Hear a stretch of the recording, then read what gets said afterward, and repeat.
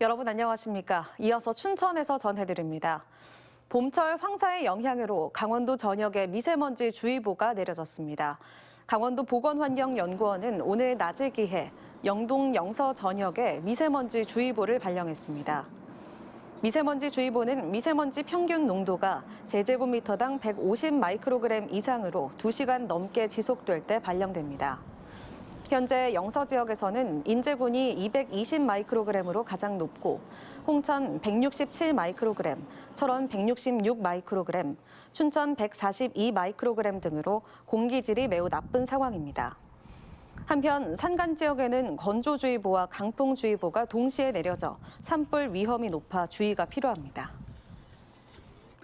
오늘 오후 3시 50분쯤 홍천군 화촌면 성산리 한 야산에서 불이 나 산림당국이 진화에 나섰습니다.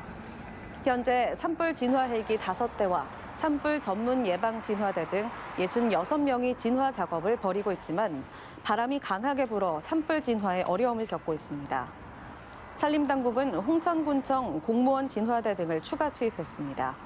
또 발생 원인과 피해 면적도 함께 조사하고 있습니다. 오늘 강원도에서는 현재까지 코로나19 확진자 10명이 추가됐습니다. 강릉에서는 확진자의 접촉자 4명이 확진됐고 속초에서는 4,200명 전수 검사 결과 오늘 2명이 확진됐습니다.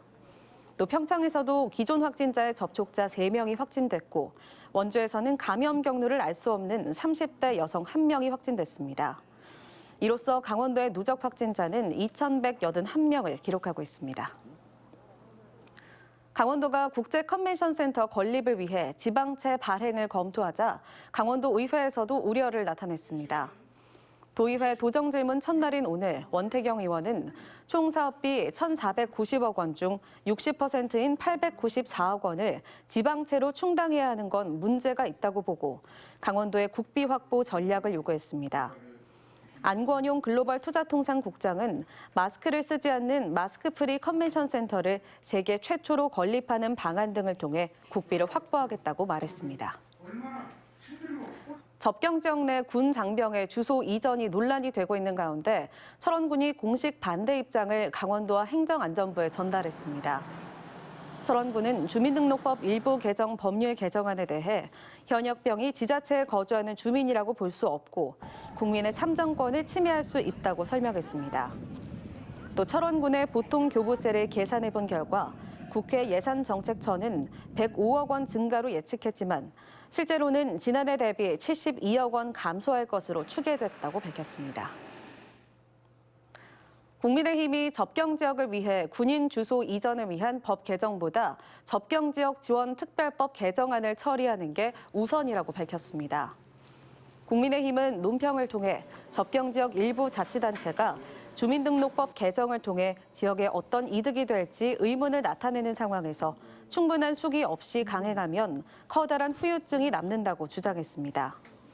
특히 위기에 처한 접경 지역을 위해서는 도내 8명의 국회의원이 공동 발의한 접경 지역 지원 특별법 개정안부터 국회에서 처리돼야 한다고 밝혔습니다.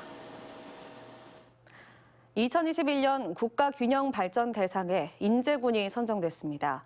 인제군은 국가균형발전 시대 개막선언 17주년을 기념하는 국가균형발전 대상에서 전남 신안군 등 전국 5개 기초단체와 함께 균형발전위원회 위원장상을 수상했습니다.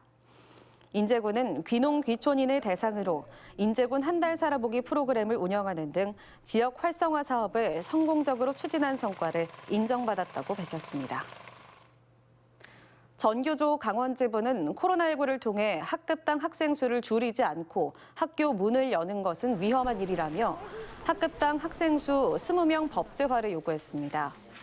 전교조는 지난 3월 교사 대상 과밀학급 실태 조사 결과 학급당 학생 수가 20명 이하일 때 교육의 질이 높아진다는 응답이 90.8%였다고 밝혔습니다. 학급당 학생 수가 줄면 교육과 방역이 동시에 가능한 안전한 학교가 될 수 있고 기초학력 부진 학생에 대한 개별 지도도 가능하다고 주장했습니다. 지금까지 춘천에서 전해드렸습니다.